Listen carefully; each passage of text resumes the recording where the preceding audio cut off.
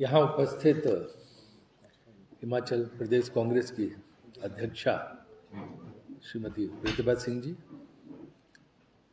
सह प्रभारी तेजेंद्र पाल बिट्टू जी, नवनियुक्त राष्ट्रीय प्रवक्ता कुलदीप कुमार जी, हमारे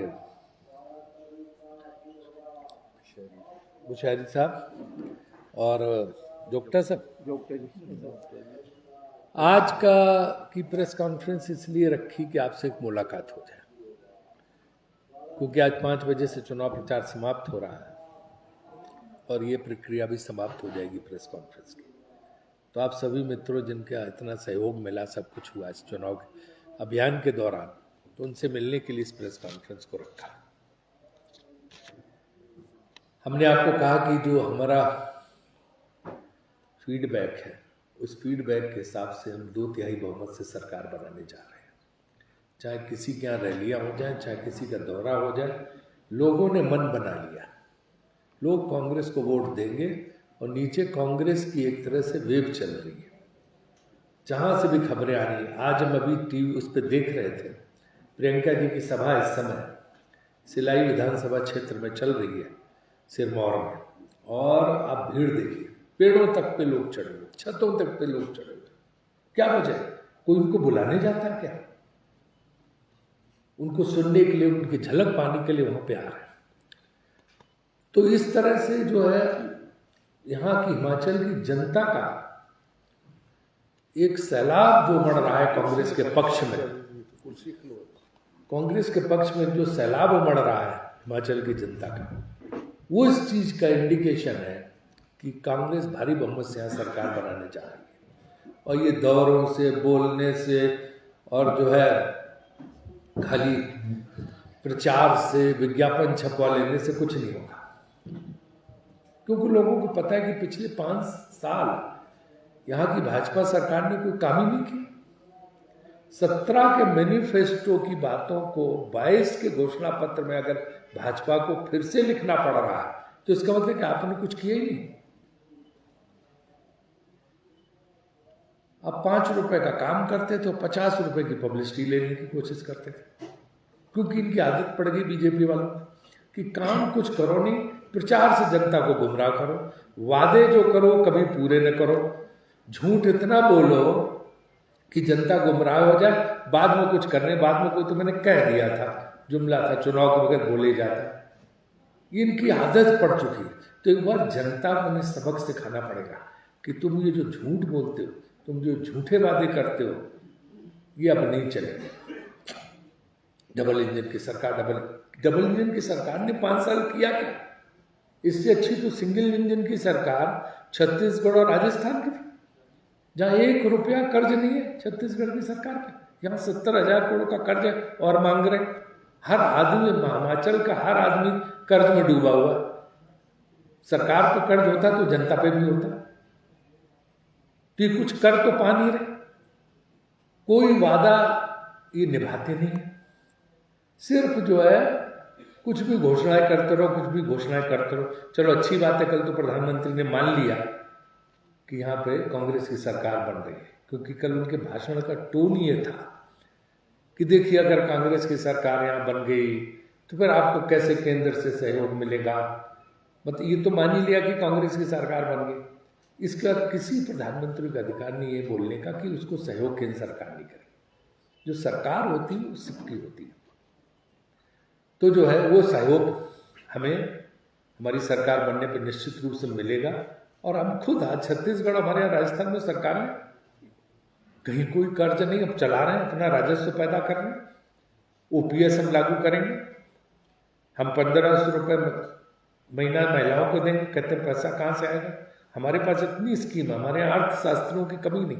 उन्होंने पूरा विचार विमर्श करके देख लिया, पूरा अध्ययन करके निकाला कि 1500 रुपये का जो खर्च सालाना आएगा वो आसानी से हम हिमाचल से ही राजस्व बढ़ा देंगे, उतना पैसा इकट्ठा कर लेंगे।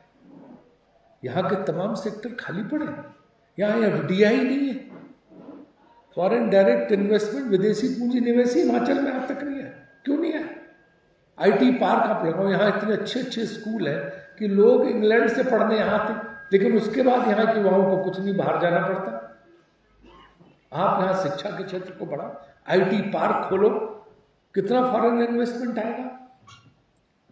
यहाँ तो दो किस्म का टूरिज्म है, मतलब स्कीइंग टूरिज्म जो बर्फ का होता है, इसके अलावा जो है रिलीजियस टूरिज्म, कितना पैसा आ सकता है। टूरिज्म क्षेत्रीय अरबों डॉलर कमा के दे सकता है हिमाचल का, जो खूबसूरती है, अगर आप उससे कमाओ। ये जितनी घोषणाएं खाली टूरिज्म की, अगर आप ढंग से कर दो उस पैसे से निकल जाएंगे। फिर बागवानी, फिर फलों का। मैं तो देश का योजना मंत्री रहा हूं, योजना आयोग चलाया, मुझे पता पैसे कैसे जनरेट किए जाते हैं। ये तो कुछ नहीं है, इससे ज्यादा हम दे सकते हैं राजस्व इकट्ठा करके। केंद्र सरकार की हमें जरूरत ही नहीं पड़ेगी। मैं आपको 10 स्कीम बता सकता हूं जिनसे पैसा इकट्ठा किया जा सकता, और यहां की जनता को भी उसका लाभ मिलेगा। यहां के जो फल हैं, फ्रूट्स हैं, वो बाहर में एक्सपोर्ट नहीं हो पाते क्योंकि पेस्टिसाइड का इश्यू। आप उसको खुलवा सकते हो यहां से, पूरा ये करके आपके अरबों खरबों के तो फल जा सकते हैं, फूल जा सकते हैं, फ्लोरिकल्चर, हॉर्टिकल्चर, क्या नहीं है यहाँ। विदेशी स्विट्जरलैंड क्या है, जैसे यहाँ की खूबसूरती है, कितना टूरिस्ट आए, बिलियंस ऑफ डॉलर स्विट्जरलैंड कमाता टूरिज्म से, हिमाचल से क्यों नहीं आ पा रहा। इतनी चीजें जहां से पैसा जनरेट किया जा सकता है। तो इसलिए जो है हम पैसा, अपने सारे वादे पूरे करेंगे, हमने जो वचन दिए वो पूरे करेंगे। एक भी वचन पर पीछे, क्योंकि कांग्रेस की यही साख है कि जो कहते हैं वो करते हैं, और बीजेपी की यही साख है कि जो कहते हैं वो करते नहीं। ये बिल्कुल स्पष्ट है। वो आपको पता है कि 14 में इन्होंने घोषणा की कि 15 लाख हर एक के खाते में हम डालेंगे, आज तक नहीं आए। इन्होंने कहा 2 करोड़ नौकरियां हर साल देंगे, आज तक नहीं मिली। इन्होंने कहा 40 रुपए का हम पेट्रोल बेचेंगे जब हमारी सरकार आएगी, और 30 रुपए का डीजल। उस 100 रुपए का पेट्रोल हो गया, 100 रुपए के ऊपर डीजल भी 90 पहुंच गया, वो भी पूरा नहीं किया। गैस का सिलेंडर 1100 रुपए पर पहुंच गया। इन्होंने कहा कि डॉलर के रुपए के मुकाबले रुपया को हम 50 पे ले आएंगे, वो 80 पार कर गए। कौन सा वादा पूरा किया, सिवाय बड़े बड़े भाषण, सिवाय बड़े बड़े ज्ञान बघारना और लोगों को गुमराह करना।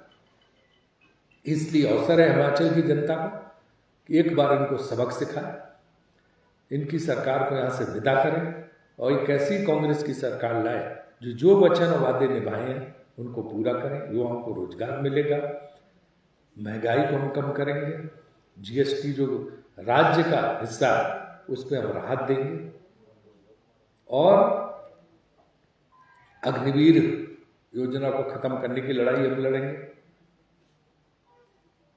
जो इन्होंने ओल्ड पेंशन स्कीम का तो कोई वादे नहीं कि हम उसको पहले दिन से लागू करेंगे। महिलाओं को आर्थिक सहायता दे के 1500 रुपए महीने की, हम उनको भी अपने पांव पे खड़ा करेंगे। युवा, छात्र, सबके लिए सब कुछ करेंगे। हमारी पूरी योजना है और उस योजना के तहत काम करेंगे। तो हमारी आपसे यही अपील है। ओपीएस पे भी इन्होंने भ्रम फैलाया कि तो कांग्रेस सरकार, वीरभद्र सरकार, ये जो है अगर आप देखो तो ये उस समय बीजेपी की सरकार थी, और पूरा ये प्रूफ उनका मेमोरेंडम है समझौते का, और ये जो है हाँ समझौता ज्ञापन पर भारतीय जनता पार्टी सरकार ने 10 अप्रैल 1999 को हस्ताक्षर किए, और ये है उनका ये जो खत्म किया ओपीएस ओल्ड पेंशन स्कीम। तो ये जो झूठ बोलते हैं कि कांग्रेस गुमराह करते हैं, ये तो जो भारतीय झूठ यूनिवर्सिटी बनाई है इन्होंने, वही काम करते हैं। यहाँ भी धूमल की सरकार थी उस वक्त, धूमल साहब की, हाँ भाजपा की सरकार थी, मुख्यमंत्री कोई भी ऊपर से कहा गया। तो ये जो है कि हर चीज में झूठ बोलना, हर चीज में गुमराह करना। और जैसे कल खड़गे जी ने, हमारे राष्ट्रीय अध्यक्ष ने कहा कि और जो व्यक्ति जागता है सुबह सुबह उठ के भगवान का नाम लेता है, मंत्र पढ़ता है, ये जागते ही भाजपा के नेता कांग्रेस को गालियां देना शुरू कर लेते हैं। सुबह जागे तो कांग्रेस को गालियां, उठते बैठते सोते जागते खाते पीते कांग्रेस को गालियां, कांग्रेस को गालियां, कांग्रेस को कोसना, इसके अलावा कोई काम ही नहीं इनका। इन्हें लगता है कि खूब बोल बोल के लोगों को गुमराह कर। तो इसलिए आप लोगों के माध्यम से हिमाचल की जनता से मैं निवेदन करता हूं कि 12 तारीख को जो मतदान है उसमें हाथ के पंजे पर मुहर लगा के कांग्रेस को भारी मतों से विजयी करें। यही आपसे कहना था। आपको कोई प्रश्न हो तो उसका जवाब मैं देने को तैयार हूं। पहला सवाल है कि हिमाचल प्रदेश में ओपीएस का एक बड़ा मुद्दा चल रहा है और ओपीएस को लेकर आप लोग अपनी सियासी वैतरणी पार करना चाहते हैं, लेकिन वही दूसरी ओर भारतीय जनता पार्टी का जो मैनिफेस्टो हमने पढ़ा है उसमें कॉमन सिविल कोड को प्रमुखता से दर्शाया गया, कहा गया कि वक्त की संपत्तियों का हम सर्वे करवाएंगे। OPS versus common civil code हो गया। देखिए, ओल्ड पेंशन स्कीम जो ओपीएस है वो यहाँ हिमाचल की सरकारी कर्मचारियों की एक जरूरत है। हमने वचन दिया है ओपीएस को लागू करेंगे। मंत्रिमंडल की पहली बैठक में इसमें घोषणा हो जाएगी और ये लागू हो जाएगा। हमने राजस्थान और छत्तीसगढ़, झारखंड में लागू कर दिया जहां हमारी सरकारें हैं। जहां तक आप उनके घोषणा पत्र की बात कर रहे हैं तो बगल में राज्य उत्तराखंड, वहां के घोषणा पत्र में भी यूनिफॉर्म सिविल कोड डाला था, आज तक लागू हुआ? क्योंकि भाजपा की साखी यही है कि हम जो कहेंगे वो करेंगे नहीं। जो चुनाव में कहा बाद में कुछ नहीं करेंगे, तो वहां तो कुछ किया नहीं। तो सरकार को फैसला लेना है, पार्लियामेंट असेंबली को फैसला लेना है। तो उन्होंने तो कुछ किया नहीं। 5 साल क्या करते रहे? 5 साल में लाए यूनिफॉर्म सिविल कोड। और जहां तक वक्त की जमीन की बात कर रहे, हमने तो उस दिन भी स्पष्ट बोला कि जो भी अवैध कोई भी अवैध कब्जा करे, कोई भी संस्था, उसकी जांच करो, पकड़ो, हमें क्या ऐतराज है। आज सर मुख्यमंत्री को बोलना पड़ा। सुबह उन्होंने प्रेस कॉन्फ्रेंस ली जहाँ पे, तो उन्होंने कहा कि जो ओपीएस स्कीम है उसके लिए हमने एक चीफ सेक्रेटरी की अध्यक्षता में एक कमेटी बैठा दी है। 5 बजे प्रचार खत्म होने जा रहा है और आज मुख्यमंत्री कह रहे हैं कि हमने सीएस की कमेटी बैठा दी है। वो जो काम नहीं करना होता उसकी कमेटी बैठा देते हैं। 5 साल तक कमेटी चलती रहती, फिर कहते हैं कि फिर हम एक कमेटी बनाएंगे। तो उन्हें करने नहीं है ना।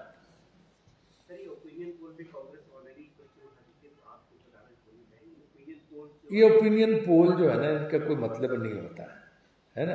ये जानबूझ के कुछ ओपिनियन पोल तो ऐसे हैं जो बीजेपी खुद ही दे के पैसा कराती है, इसलिए उसका कोई अर्थ नहीं होता। असली ओपिनियन पोल जनता का होता, वो आएगा और जो है आप देखिएगा कि वो 8 दिसंबर को खुलेगा। आप चुनाव आयोग को शिकायत करेंगे? हमारे लोगों ने चुनाव आयोग को शिकायत कर दी है। ठीक है जी, चलिए। और कोई सवाल?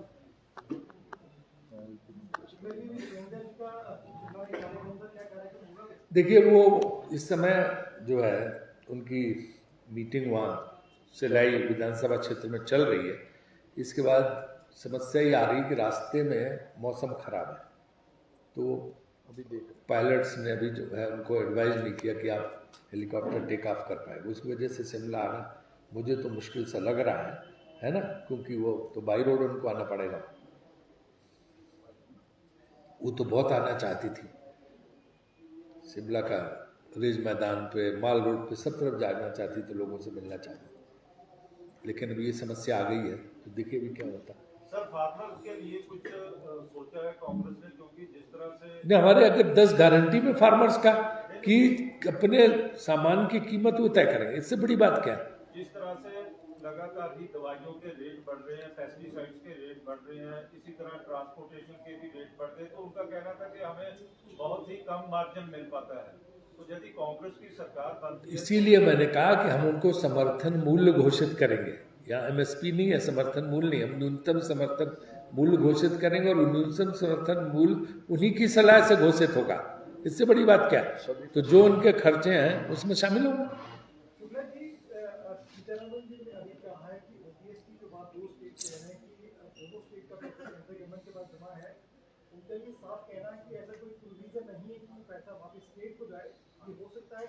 कर्मचारी का पैसा जमा हुआ वो कर्मचारी के खाते में पैसा जाए, लेकिन स्टेट के खाते में पैसा नहीं जाएगा। हाँ, देखो अब उनके समझ में आ गया। यही बात तो गहलोत जी और बुगेल जी ने कही कि जब वो इंडिविजुअल कर्मचारी से एग्रीमेंट है, समझौता है, तो उसका पैसा आप कैसे दबा लोगे?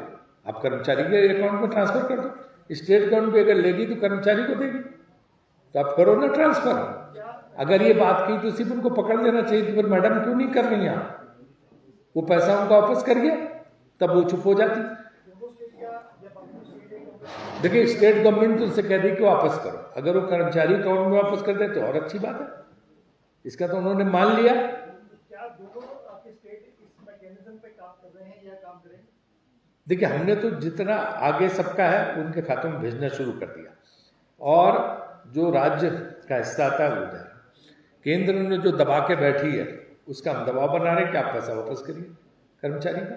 आपने ओपीएस को पहली कैबिनेट में डिसीजन लेने की बात की है, तो क्या महिलाओं को जो 1500 रुपए प्रति महीना पैसा देंगे वो भी पहली? हाँ, वो भी पॉलिसी डिसीजन पहले उसमें होगा। पहले सर प्रचार की जो लड़ाई थी वो आज खत्म हो गई, अब बूथ की लड़ाई होने वाली है 2 दिन बाद, तो उसको लेकर के क्या खास रणनीति है, कोई विशेष योजना है? नहीं, हमारी हर बूथ पे बूथ कमेटी के लोगों से लगातार हम लोगों की बातचीत हो रही है और उनको हमने प्रशिक्षण दिया है और वो सब पूरी तरह से सक्रिय है।